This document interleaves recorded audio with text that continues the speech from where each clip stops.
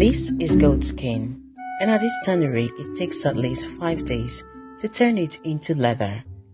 It will be dipped into a pit containing salt water, cow dung, and animal urine to break down the flesh, after which it is manually stripped of every strand of hair before getting transformed into a strong, durable leather. This craft has been existing in the northern part of Nigeria for hundreds of years. We visited one of the compounds in the ancient city of Ilorin to see how hides are tanned using traditional methods. After the hides are soaked in water to soften them and remove any dirt or debris, they are immersed in a solution of salt water, urine, cow dung, and mashed up animal brains to break down the flesh, fat, and hair.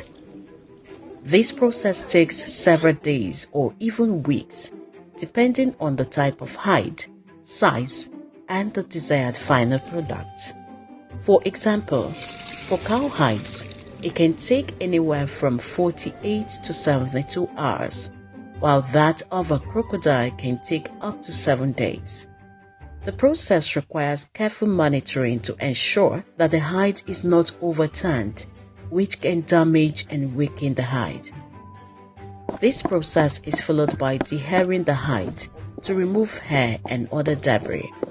The hide is placed on a surface and then dehaired manually with a handheld tool until all the hair is scraped off the skin.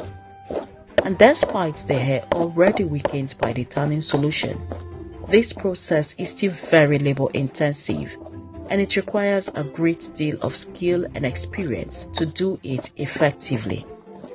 After this is done, the hide is immersed back into the solution to further loosen all hair fibers and then scalded.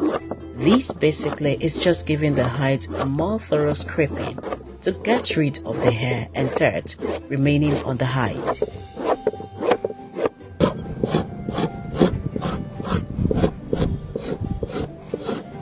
Once this is finished, the hide is spread under the sun to dry. Even though many tanneries have moved away from this traditional drying method, sun drying still has its benefits. The natural UV rays of the sun can help to preserve the hides and also give them a natural look.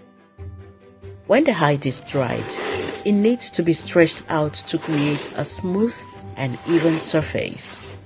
The hide is stretched on a wooden batten, pulled and worked by hand to remove any wrinkles or creases, even out any irregularities in the hide, and make it more uniform in thickness. This process requires skill, experience, and a lot of physical effort. Additionally, stretching the hide can help to remove any remaining moisture, making it more resistant to rot and decay. Once the hide is properly stretched out, it is left in the sun until it is completely dry and stiff, and when it is dry, the leather is ready for use.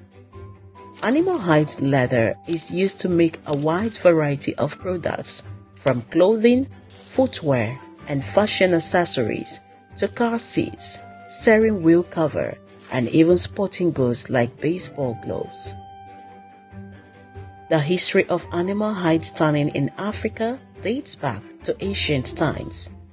Many African communities have long relied on the hides of animals for a variety of purposes, such as clothing, shelter, and ceremonial objects. For example, in the Maasai culture of Kenya and Tanzania, animal hides are used to make traditional clothing known as shukas, which are worn by men and women during ceremonies.